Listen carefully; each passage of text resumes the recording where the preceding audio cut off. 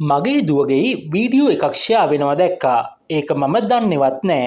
හුඟක් දෙනෙක් කියලා තිබුණා ඒ වීඩියෝ එක මං හිතලා කරපු දෙයක් කියලා. ළමයා ඉස්සරහට දාලා ඉදිරියට යන්න හදන දෙයක් කියලා. මට මගේ ළමයා අවදානමක දාලා ඉස්සරහට යන්න ඕන නෑ. මම මගේ ළමයාට උගන්වනවා. මට මගේ ළමයා තියලා යන්න වෙන තැනක් නෑ. දැන් තියෙන සමාජෙත් එක්ක. මේ තාත්තා දුවවත් ළඟ තියාගෙන කසයක් අරන් පෙරහැරේ ගිය වීඩියෝවක් වෛරල් වුණානේ. මිනිස්සු ඉතින් හැමදාම කතා කරන්නේ තප්පර කීපයක සිදුවීමක් දැකලා.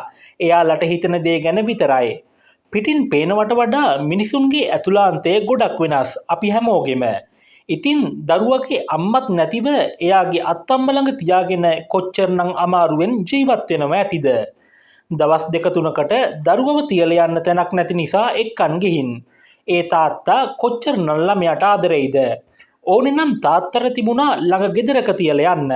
ඒත් දැන් සමාජයේ අහන්න දකින්න වෙන දේවල් එක්ක පෙරහැරේ ගියත් Tamanගේ ඇහැට පේන මානෙන් ළඟින් තියාගෙන ඉන්න එක මේ තාත්තට සැනසීමක් වෙන්න ඇති.